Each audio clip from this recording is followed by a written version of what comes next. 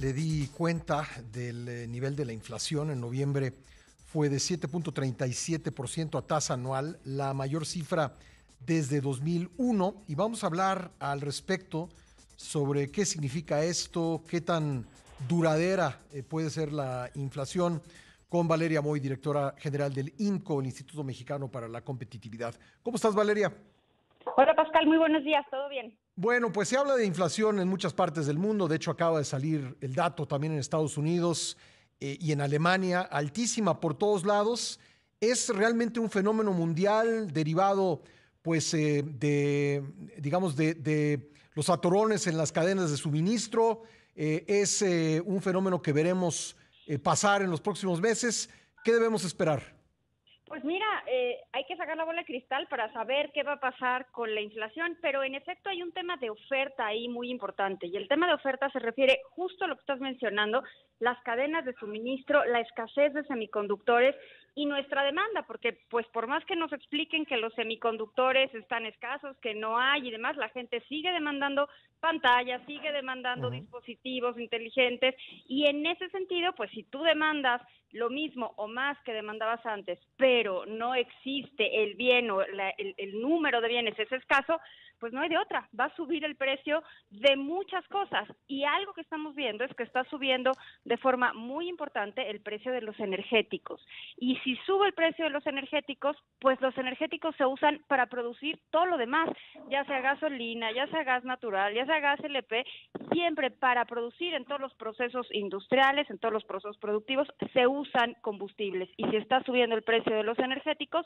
pues lo que vemos es que subirá en consecuencia el precio prácticamente de todo lo demás. Y eso es justo lo que estamos viendo, la inflación 7.37 en términos anuales, la más alta en 21 años, y bueno, haciendo cuentas, te das cuenta que es la inflación más alta que ha vivido una generación, ¿no? Todos los que están estudiando la carrera, los chavos, los jóvenes, pues nunca habían visto una inflación tan alta, que claro, para los que vivimos la inflación de los 80, Pues no es nada, 7.37 ¿verdad? parece bastante amable, ¿no? Sí. Pero para los jóvenes que tienen 20, 21 años, pues es la inflación más alta que han visto. Entonces, no es un dato menor, es importante, y sí se nota claramente ya el deterioro del poder adquisitivo. Bueno, como una muestra de lo que está pasando en el comercio internacional, platicaba yo la semana pasada con un empresario mexicano del transporte y me decía que los contenedores han pasado, casi se dobló el precio, han pasado de costar unos $27,000 a unos $43,000.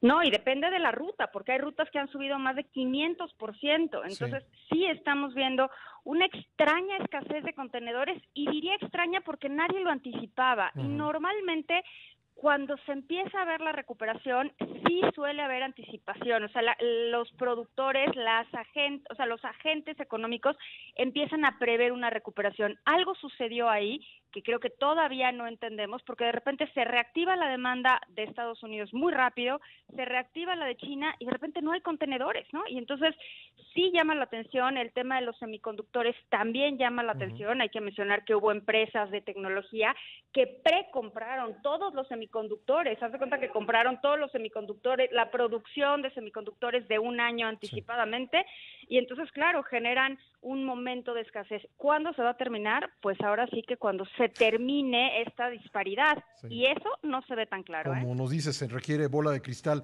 Oye, ahora, inflación alta en todo el mundo, pero no es lo mismo Francia 2.8% que México 7.37%, es decir, hay diferencias. Yo creo que hay muchas diferencias, no únicamente en la tasa en sí de inflación, sino en lo que está viviendo la economía. Por ejemplo, en Estados Unidos están viendo inflación muy alta, que también hace décadas no tenían, pero hay una enorme diferencia, que es que Estados Unidos está creciendo económicamente. Sí. Nosotros, con los últimos datos, pues vimos decrecimiento económico e inflación, y esa combinación, pues definitivamente no nos gusta. ¿Cómo le dicen ustedes los economistas? ¿Estagflación o algo así? Estanflación. Estanflación, así es. Pues sí, sí. ¿Y cómo podríamos explicar ese fenómeno? Porque lo que va a hacer Banco de México seguramente en los próximos meses es subir la tasa de interés, y eso, pues en teoría va a frenar aún más el crecimiento.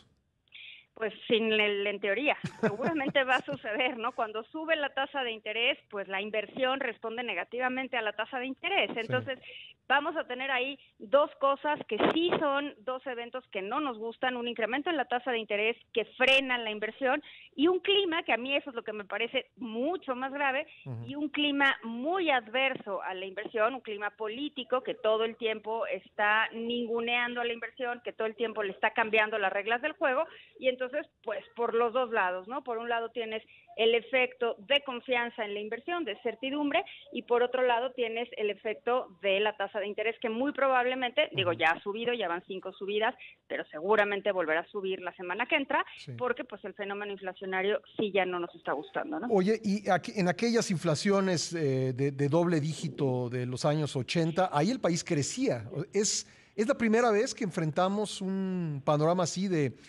No es la primera vez. Siempre, o sea, es algo que pasa, ¿no? Y que suele, o sea, que pasa de repente en economías, sobre todo emergentes, que tienen pues una variabilidad muy grande en la forma en la que se comporta su crecimiento económico. Si tú ves una gráfica de crecimiento económico, pues casi que de cualquier país latinoamericano, me atrevería a decir, ves subidas, luego bajadas, subidas, ves así como un electrocardiograma de una persona con taquicardia, ves algo similar en el crecimiento económico.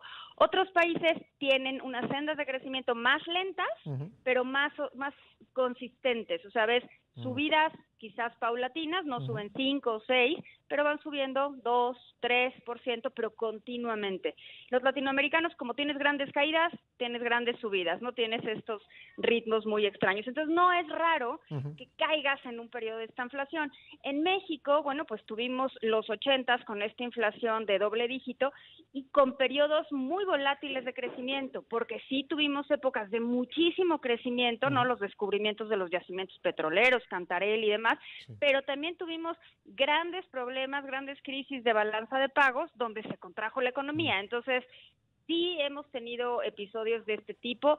Yo sinceramente espero, yo no le llamaría transitorio, desde luego, pero sí quisiera que el tema de crecimiento económico que estamos teniendo, pues se solucione y se solucione rápido, porque es lo que necesita el país. No podemos perder más años, o sea, estamos perdiendo año tras año tras año de crecimiento económico y pues claro, luego volteamos a ver el pasado y le echamos la culpa al pasado, cuando lo que tendríamos que estar pensando es cómo crecer hacia adelante, ¿no? Porque pues mal que bien el pasado ya fue.